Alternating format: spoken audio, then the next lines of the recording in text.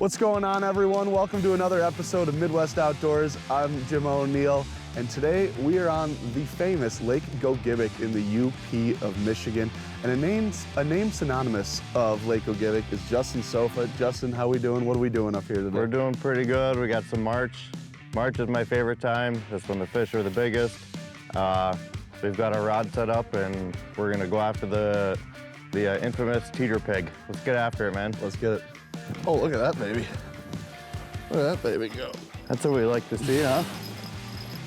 It's on the way here. She doesn't feel too big. It's a little less than average, but still a little nice porky belly on that one. Yep. See why they like them up here. They get nice and fat. And that is a little one for this lake, believe it or not. You know, that's a good fish. If a guy was keeping some fish for a meal, that's definitely a good one to keep. We do try to put the big ones back.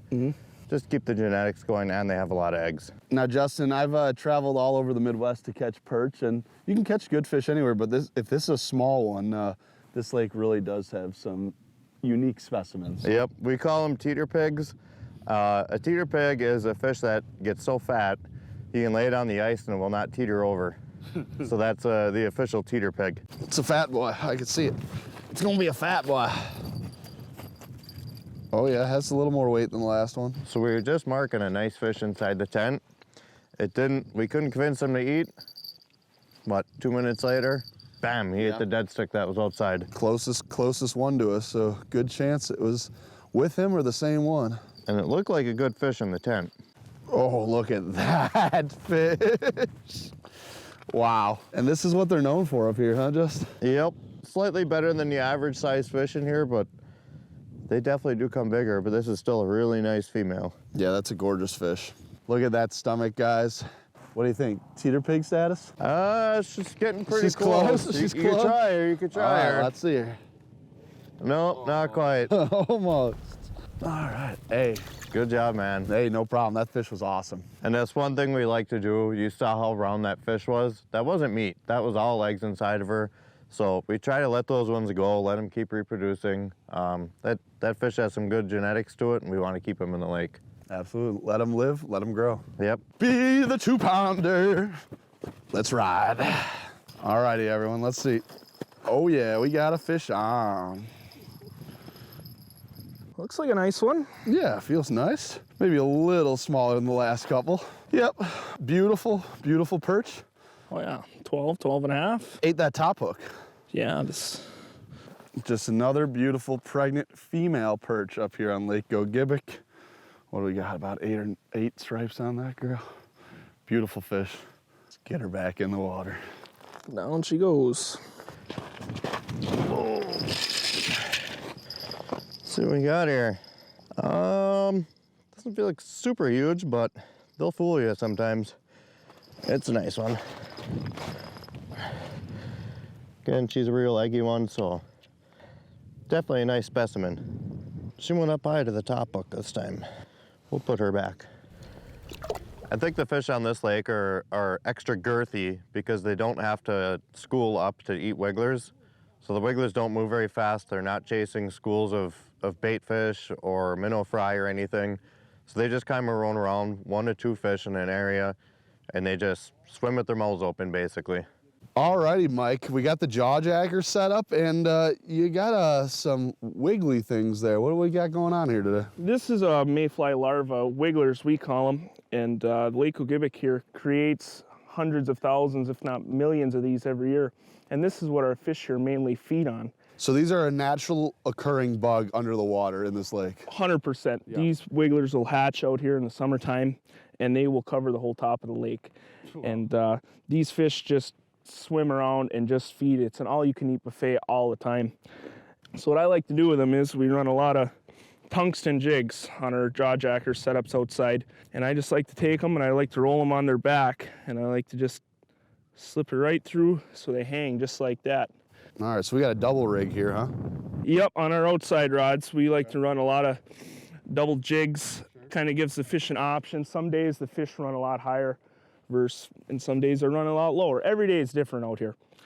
So one sits pretty much in the mud or right above, and the other one's got a little clearance, I'd imagine? Generally, I like to fish anywhere from 1 to 3 feet off. Okay. You know, I keep bottom jig closer, but there's days they hit the top jig and there's days they hit the bottom jig. These fish here are really unpredictable. So the rods we're using today with the jaw jackers is the St. Croix Panfish series. This is a 36 light. It is absolutely my favorite rod for jaw jackers. Reason being, they got a real soft tip. So when this rod is loaded up, this is gonna release and the rod will load, and when it's got a soft enough tip to keep tension on that fish, because if that rod straightens out, if it's a little bit too stiff, the line will go slack and they can throw the hook. And then we tie the loops directly onto the rod. It seems to help with the ease of hooking it to the jaw jacker, but it also keeps it away from the line. When we ran them through the guides like they recommend, using such light line, we use 2 to 3 pound test, it would rub on the clasp on here, and we were losing fish because the line kept breaking. So we figured out if we just tie these straight onto the end of the rod, we haven't had a break off since. These things have a load on them 8-9 hours a day. And you can see, granted there's some weight on here now, this rod is not warped at all. We've been using this rod for 2 years now, and we have yet to break one on a jaw jacker. They really put the test into these reels, and we have yet to have them gum up or do anything, even on the coldest days out here. This might be something we're after. This one feels good, Mike. Teeter pig numero dos incoming? We hope so. That or a smallmouth. Pulling some drag here and there. If that's a perch, that's a big perch. Nope, it's our best friend. What is it? The sucker. Oh, what the heck is that? Yeah, we catch a lot of these out here while fishing for perch. No kidding. And this is actually a small one. Sometimes we catch them upwards of 20, 25 inches. Yeah, I'm not gonna lie to you. I thought for a second there we had a chance at a 3-pounder, you know. I said, if this is a perch, this is fighting harder than any perch ever. You know what, I'm gonna let you just release that one. Yeah, okay, I'm gonna let you just handle that one. Doesn't look like too much of a fat boy. Oh, don't drop it. Oh, it's still there. All right. There we go. Get out of there. Got a little weight to it. Not gonna be a tiny one. Oh, look at this one. Good size one? Oh man. Look at the belly on that one, huh? That is a Lake Gogebic fish there. We got another fish on over here too. Do we really? Oh geez, we got 2 on. All right, let's go see what we got, guys. Giant. That's an absolute beauty there. Look at that stomach. Check for teeter pig status. I mean, she's got the bill. She's got a belly on her. Teeter pig! All right, let's go grab another fish, I guess. Right into the next one. Boom, got her. Oh, this one feels good too. This one feels good. And Justin, these are the new lines we set a little further away from camp, right? Yep, massive. Oh boy. Massive. Oh my God. That is a perch, Justin. Perch slash bass slash something out of this world. I figured we had 2 seconds to show off an unbelievable day. And that's why you need to come up here yourself. Justin, if someone wanted to get a hold of you, how do they book you as a guide? You can check my website, www.justfishupnorth.com, or you can find me on Facebook, Just Fish Guide Service, or you can give me a call, 715-360-5974. Well, hey, Justin, from early on, from when I saw you on In-Depth Outdoors, I knew I wanted to fish with you.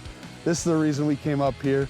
So for Justin, for the Teeter Pigs, I'm Jim O'Neill, everyone. Thanks for watching, and stay tuned for some more Midwest Outdoors.